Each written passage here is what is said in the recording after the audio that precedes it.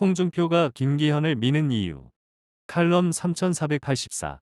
홍준표는 윤석열 대통령이 취임한 뒤 윤 대통령의 호위무사가 됐다고 해도 과언이 아니다.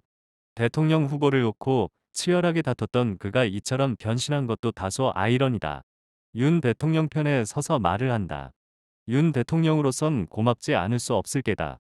홍준표는 비록 대구시장으로 내려갔지만 정치적 영향력은 적다고 할 수 없다. 그의 일거수일투족이 주목되는 이유이기도 하다. 나경원이 전당대회 출마 움직임을 보일 때도 그랬다. 나경원을 아프게 때렸다. 전당대회에 나오면 안 된다고 했다. 이번에는 안철수 대신 김기현을 지지한다고 했다. 윤심이 있는 곳에 홍준표가 있다고 할까. 지금까지 윤심과 반하는 언행은 하지 않았다. 여기에는 다른 이유도 있을 듯하다. 다음 대권을 노리고 있는 홍준표가 윤심을 사기 위해서다. 아니라고 말을 못할 것이다.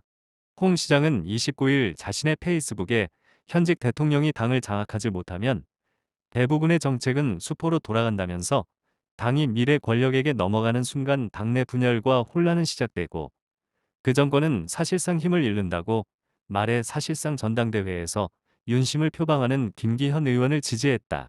미래 권력은 안철수를 뜻한다. 안철수가 당권을 잡을 경우 그 다음 목표는 대선이 될 것이 뻔하다고 보이기 때문이다.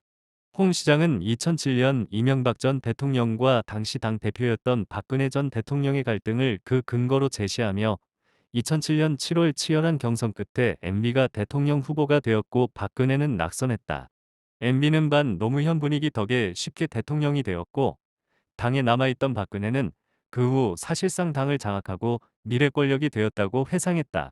이어 당시 MB는 대통령 재임 중 단 한 번도 박근혜를 의식하지 않은 날이 없었고 친위 세력을 내세워 당을 장악하고자 수차례 시도하였으나 대중적인 인물 부재로 여의치 못했다며 가장 결정적인 타격이 행정수도 이전 대신 서울대학교 이전과 대기업 이전을 세종시에 하겠다고 내걸었으나 박근혜는 한마디로 이를 거부했고 그때를 고비로 MB는 사실상 허수아비 대통령이 되었다고 설명했다. 홍 시장은 정치판에서 본선보다 뒤끝이 더 심한 것은 당내 경선이라는 것을 보여준 실증적인 사건이었다고 말했다.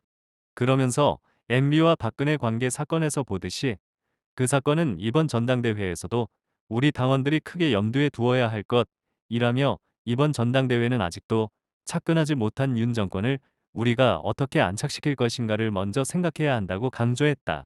홍준표의 분석도 틀리지 않다. 하지만 당심이 누구 손을 들어줄지는 알 수 없다. 샵 오풍현 칼럼